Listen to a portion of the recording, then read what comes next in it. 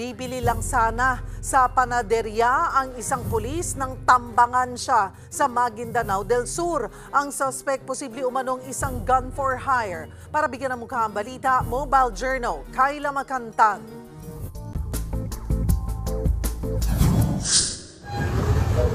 Bibili lang sana ng makakain ng isang pulis sa Maguindanao del Sur nang targetin siya ng hindi pa kilalang gunman.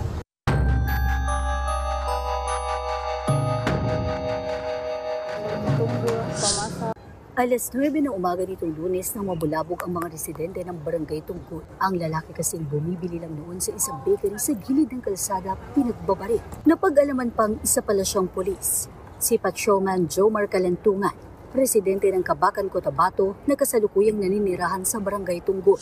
Ating pong pulis na yun ay kagagaling lang po doon sa munisipyo at sila po ay umatay ng flag raising. Nag-bihis lamang po saglit para po bumili ng makakain. Suddenly, yun nga po ang nangyari.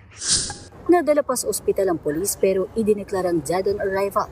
Tama ng bala sa ulo ang agad daw kumitil sa kanyang buhay. Hinalad ng mga residente, gun for hire ang salarin. Kinundina na ng PNP ang pagpatay pero hindi pa malinaw ang motibo. Sa ngayon ma'am, lahat po ng posibleng anggulo ay tinitignan po natin. Actually ma'am, meron na pong tinitignan ng ating kapulisan ng Dato Montawan Municipal Police Station pero hindi lang po natin may divulge.